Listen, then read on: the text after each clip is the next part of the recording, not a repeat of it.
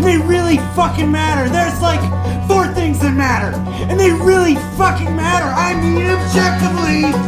I mean, you should care, especially you, if you thought about it for 5 fucking minutes. Welcome to episode 108 of the Out of Voices podcast. We are your hosts, Keem, Ez, and Ari. Yay! Yo. Welcome back, everyone, after what seems like forever.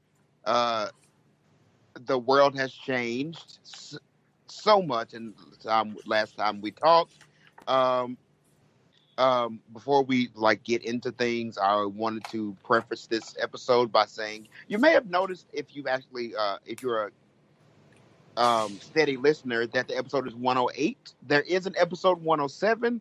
It is currently lost. It is lost. It exists, but it is not available. So maybe one day it will be available to you all.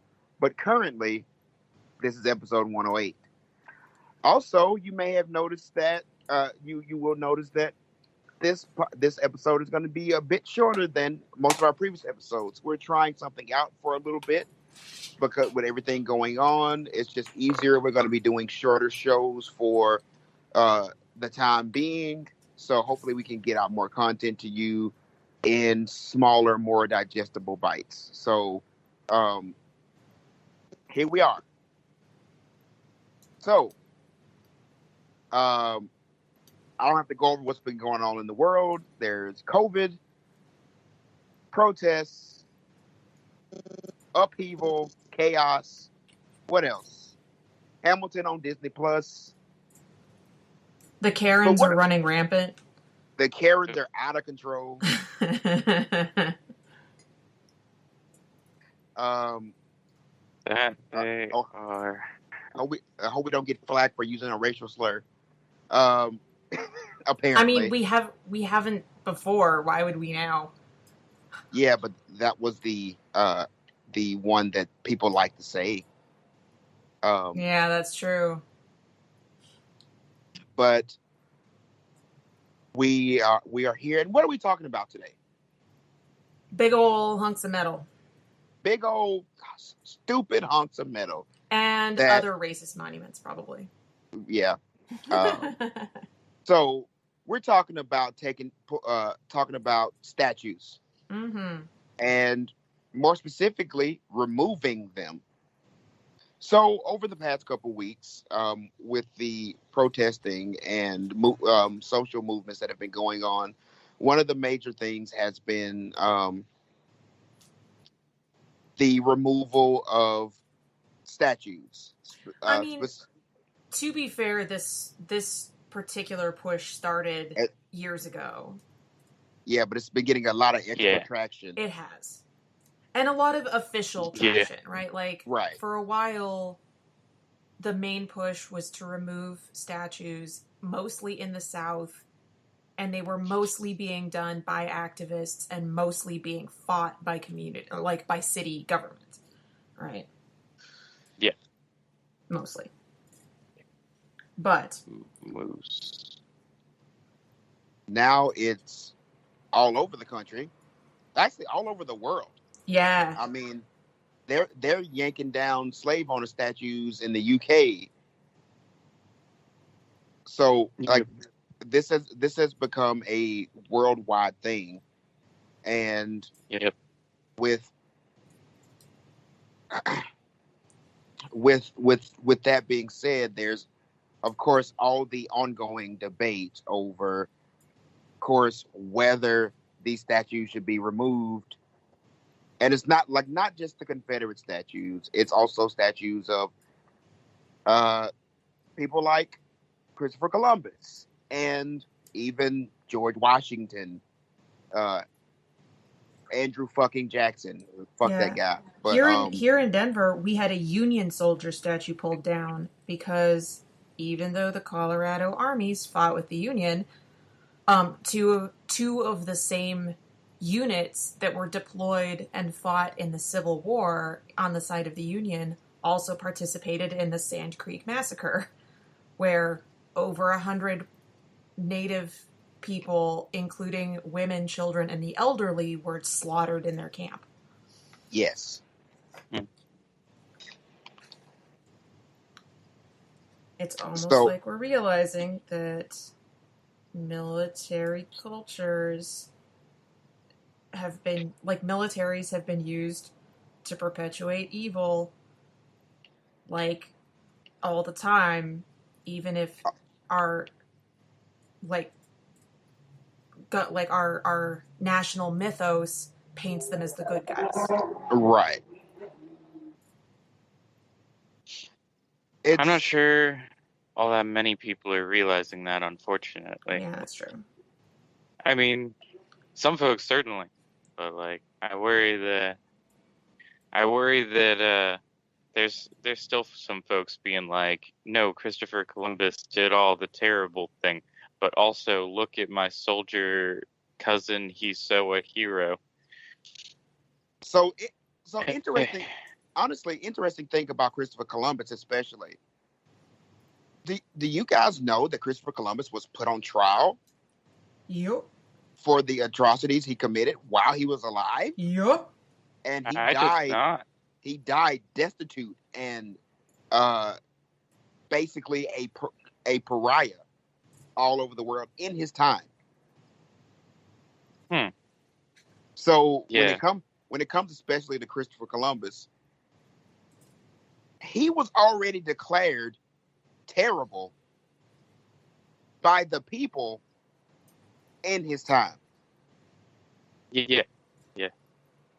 And he, I mean, like, he wasn't even considered an important historic figure until the U.S. decided to, like, mythologize him for the sake of making Italian Americans feel more like they were in with the white crowd now. Exactly. Like, it was generally considered that he was a fuck up. Like, Yeah. he was a historical fuck up. Because he was. Historical fuck up, yeah. Yeah, that was a pretty big failure on his part. He tried to go to India, ended up nowhere near India, but he called the natives Indians anyway, because apparently he didn't know anything about India.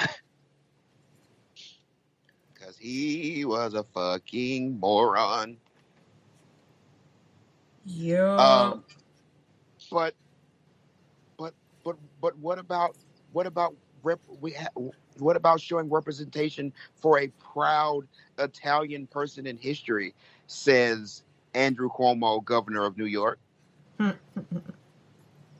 aka Governor Nipple Studs.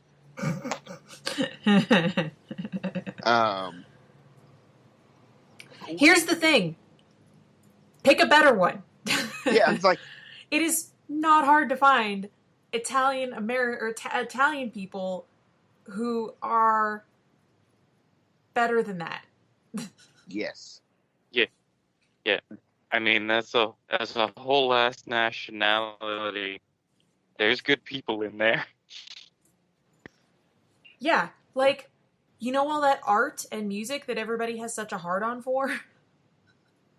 Half of those dudes were Italian. Yeah, there were a lot of Italians did that business. Da Vinci,